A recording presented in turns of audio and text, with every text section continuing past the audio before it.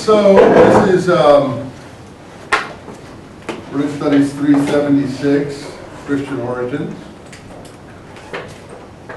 We have some idea of the books that we're going to be using in this class.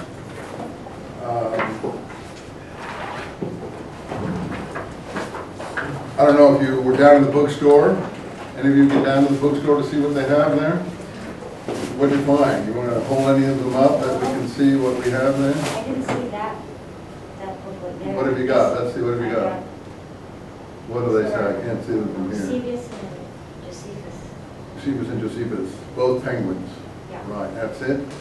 What about that interlinear? They didn't have the interlinear, the Greek. They did. They did. Yeah. How much was that, the interlinear? 25. Really? Was it hardback or paperback? It was paperback. And they wanted 25 for it? Something like that, yeah. Wow, they're not. They don't. There were no used ones. No, we don't have any used ones. But if you're a real serious student of this subject, you would be good to have it for your life. So it's a good investment. Because actually, mine, a student gave it to me back in 1973 just because they didn't want it anymore.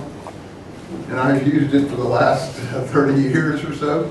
And it's been the most valuable thing that I've had because I've been able to circle words that I wanted to know and carefully follow those words. And therefore, it's been constantly growing accumulation of important words and things that I wanted to pay careful attention to.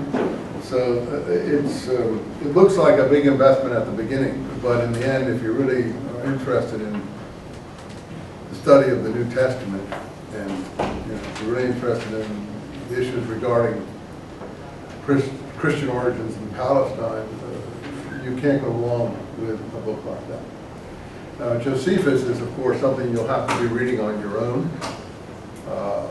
Josephus is, we spoke a bit about Josephus, but with Josephus, as we said, you have the most encyclopedic presentation of data in this historical period.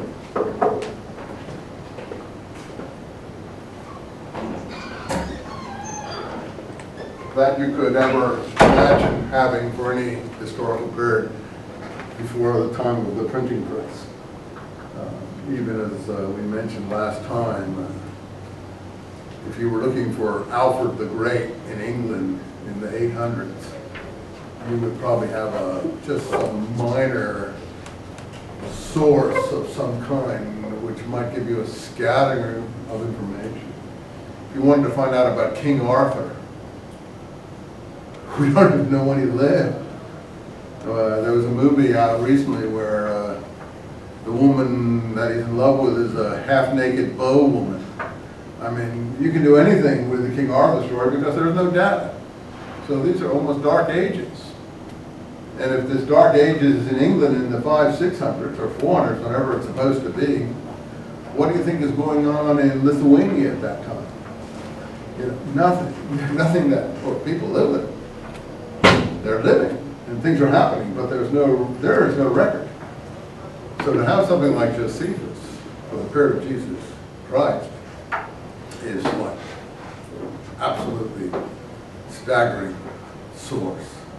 Particularly as he's got an encyclopedic mind. If you've looked at his work, how many have looked at it all? See, he's got so many names and towns and I mean, he tells you, I mean, there must be a cast of characters there in the thousands. And they're real live people. I told you some of my problems with the New Testament, Gospels in particular, or Acts even more so. You can't even be sure that these are real live people. I know they are presented as real live people, but they don't come through as real live people. Plus the Gospels and Acts drop them. You don't follow them anywhere, most of them. I mean, okay, Peter looks like he may be important, but I mean, aside from one or two notices here and there, the literature doesn't follow him. We don't know what he does in Asia Minor. We don't know how he got to Rome. We don't know what he does in Rome. We're some sort of, in the early church literature, some intimations that he may have been